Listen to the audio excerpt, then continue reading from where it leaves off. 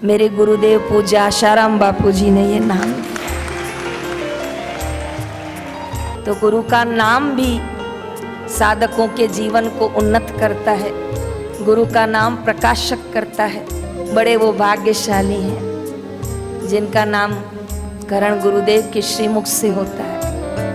वहां बैठ के मिट्टी का ढेर से मंदिर बनाता था, मंदिर में सीढ़ियां बनाता था, फिर सीढ़ियों पे लिखता था कब मिलोगे हे ईश्वर।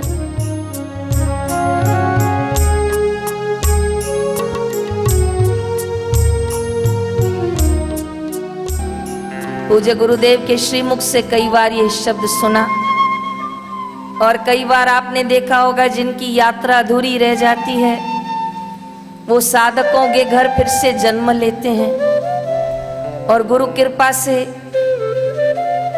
मात्र 1 साल की उम्र में ही गुरुद्वार पर आ जाते हैं। और तो क्या बोलूं, जन्मते ही बापूजी के हाथों में आ जाते हैं।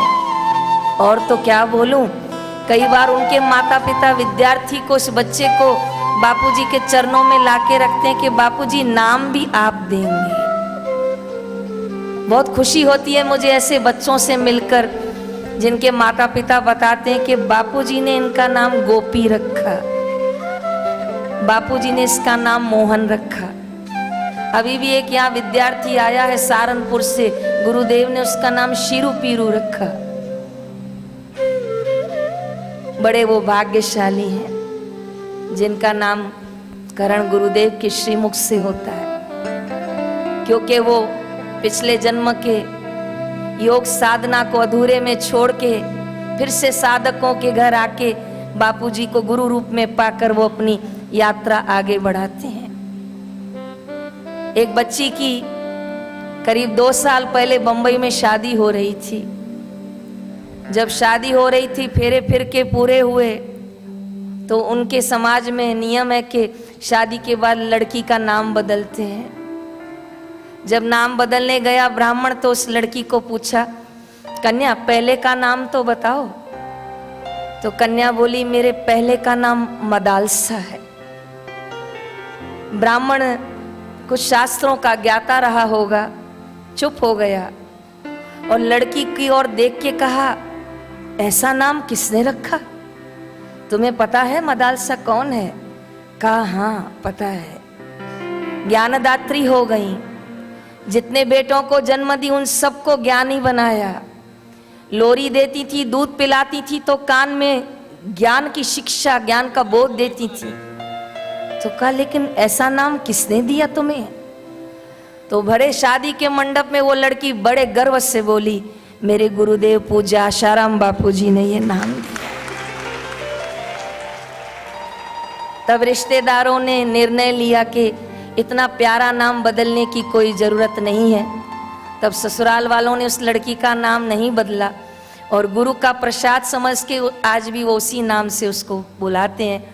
तो गुरु का नाम भी साधकों के जीवन को उन्नत करता है, गुरु का नाम प्रकाशक करता है, गुरु का नाम उस परम लक्ष्य तक ले जाता है। क्योंकि बापूजी कहते हैं कि जिस नाम से हम पुकारते हैं उसी नाम का उसके हृदय में, उसकी बुद्धि में संस्कार पड़ता है। बहुत प्यारा सा प्रसंग सुनाती हूँ। वो छोटा सा बालक योग भ्रष्ट था। पिछले जन्म में यात्रा तो की थी लेकिन लक्ष्य को नहीं पाया। जैसे अभी हम सब यात्रा तो कर रहे हैं, लेकिन कभी अवसर मिले ना गुरुदेव से हाथ जोड़कर कहना कि बापूजी ये यात्रा पूर्ण हो, ये यात्रा परिपक्व हो, ये यात्रा परम लक्ष्य को पाए। तो यात्रा तो की लेकिन उसके श्वास पूरे हो गए और देह छूट गई। लेकिन गुरु कृपा से उसको फिर से किसी भजनानंदी परिवार में जन्म मिला। और ऐसा भजनानंदी परिवार था, आर्थिक स्थिति बहुत अच्छी नहीं थी, इसलिए वो बच्चा सुबह के टाइम स्नान पानी कर कर गांव के किनारे मिट्टी का ढेर पड़ा रहता था और वहां आके बैठ जाता था। वहां बैठ के मिट्टी का ढेर से मंदिर बनाता था, मंदिर में सीढ़ियां बनाता था, फिर एक द्वार बनाता था और लिखता था मेरे भगवान। मेरे इष्ट को प्रणाम। फिर सीढ़ियों पे लिखता था, कब मिलोगे हे ईश्वर। क्या लिखता था? कब मिलोगे। ऐसा वो रोज करता था। बहुत पुराने समय की बनी घटना है। बहुत ज्यादा पाठशाला और लौकिक शिक्षा मजबूत नहीं थी, इसलिए वो अपना ध्यान भजन करता रहता, और कई बार तो वो रो पड़ता था। आसपास उसके मित्र कहते थे कि तू रो क्यों रहा है, लेकिन वो बताता नहीं, आंसुओं को छुपाता। फिर शाम को आके मिट्टी के ढेर में मंदिर बनाता, भगवान बनाता, सीढ़ियां बनाता और लिखता कि कब मिलोगे। उसके आंखों में एक तेज था। आप अगर साधारण बच्चों के साथ खड़े रहोगे ना, तो बिल्कुल दूर से पहचाने जाओगे कि साधारण बच्चा नहीं है।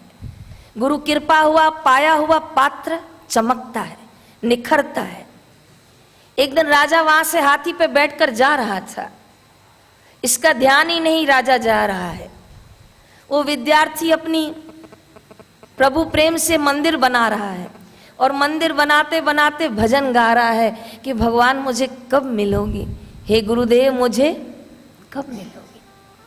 कभी कभी दिया जलाया करो, कभी कभी माला किया करो, तो करने के बाद भजन गाया करो। भाव पंचम भक्ति वेद प्रकाशा करही मम गुण गाना। नवधा भक्ति में पंचम भक्ति आती है कि जिसकी भक्ति जागृत होती है, उसके भजन स्वतः अंदर से निकलते हैं। वो भजन गाते हैं, भजन लिखते हैं, गुरु प्रेरणा से उनको अंदर से हृदय की ध्वनि मिलती है। वो बच्चा भजन गा रहा था और मंदिर बना रहा था। इतने में राजा उसके पीछे कब से खड़ा था, लेकिन इसका ध्यान नहीं था। आखिर राजा ने अपने सेवक को कहा, जाओ बालक को कहो राजा बुला रहे हैं। हाथी को नीचे झुका के बिठाया गया। आया तो खड़ा था। वजीर ने कहा, प्रणाम करो, राजा हैं। बालक ने प्रणाम किया।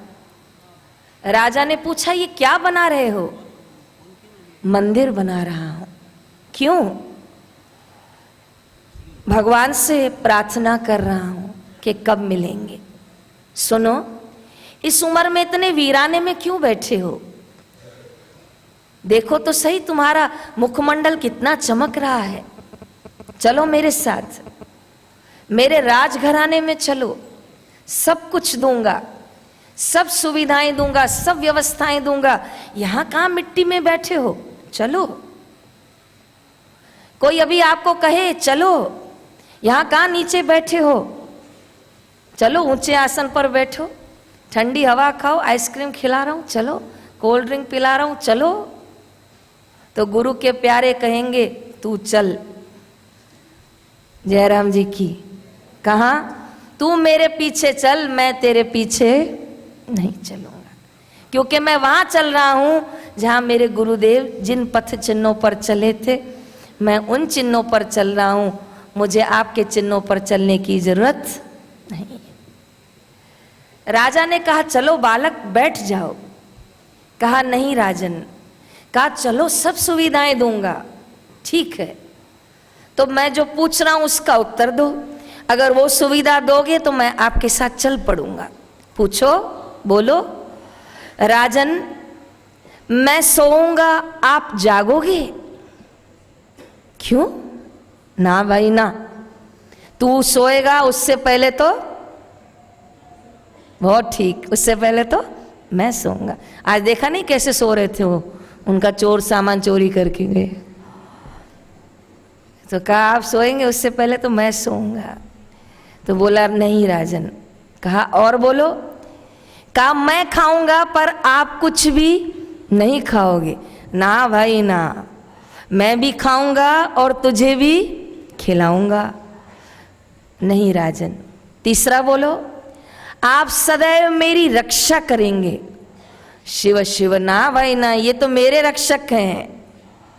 मैं तुझे रक्षक दे सकता हूं पर मैं तेरी रक्षा नहीं कर सकता। तब विद्यार्थी मुस्कुराया और बोला कि राजन, फिर तो मैं आपके साथ नहीं आ सकता।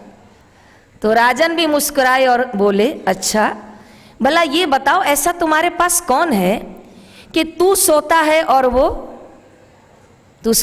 वो जागता है, तू खाता है और वो कुछ भी नहीं खाता है, तू सदैव बैठा रहता है और वो तेरी रखवाली करता है। ऐसा कौन है जिसको तू छोड़ के नहीं आना चाहता? तो योग भ्रष्ट बालक बड़े मधुर स्वर में बोला, वो मेरे भगवान हैं। मैं रात्रि को सोता हूं पर मेरी श्वास चलाने वाला मेरा परमात्मा, बोलो ना विद्यार्थी, जागता है। अगर वो सो जाएगा तो श्वास चलना भी बंद। वो जाग रहा है तभी तो रात को भी हमारी श्वास चल रही है। कहा दूसरा, मैं खाऊंगा पर वो कुछ भी। कहा ऐसा कौन है? कहा राजन, मुझे भूख लगती है, जठराग्नि में मुझे जब कुछ डालना होता है मैं अन्न खाता हूं तो वो अन्न पच जाता है, लेकिन आत्मा न तो कुछ खाता है और न तो कुछ पीता है। तो राजन, मैं तो खाता हूं पर वो खाता पीता नहीं। कहा अच्छा तीसरा तो बताओ कि तुम्हारी रखवाली कौन करता है? कहा राजन, मैं जहां भी जाता हूं वो परम सत्ता, वो गुरु कृपा, वो गुरुदेव का सत्संग मेरे साथ है, वो सदैव मेरी रक्षा करता है, चक्र बनकर मेरे आसपास है। जिसका रक्षक स्वयं परमात्मा हो, जिसका रक्षक स्वयं गुरुदेव हो, उसको वजीरों और सैनिकों की कोई जरूरत।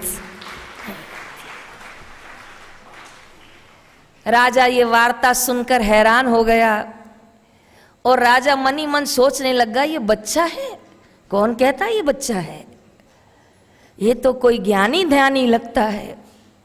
जब राजा ने ये चर्चा अपने राजगुरु को बताई तो राजगुरु ने कहा, ऐसे बालक कई बार धरती पर जन्म लेते हैं जिनका योग भ्रष्ट हो जाता है, जो यात्रा तो करते हैं लेकिन यात्रा पूरी नहीं कर पाते हैं, क्योंकि वो कई बार आकर्षण हो जाते हैं वस्तुओं से, कई बार आकर्षित हो जाते हैं गीतों से, गानों से, खान पान से, और फिर यात्रा करते करते कई बार वो अटक जाते हैं। इसीलिए ये संदेश प्रसंग दे रहा है कि यात्रा वो पूर्ण कहलाती है जो अपने लक्ष्य तक पहुँचे। इसलिए बापूजी जब ओमकार मंत्र करवाते हैं तो कहते हैं, ओमकार मंत्र गायत्री छंद, परमात्मा ऋषि, अंतर्यामी देवता, लक्ष्य प्राप्ति अर्थी। हम उस लक्ष्य को पाएं ऐसा गुरुदेव हमें आशीर्वाद देते हैं, परम कृपा देते हैं। और एक विद्यार्थियों को जरूर कहना चाहूँगी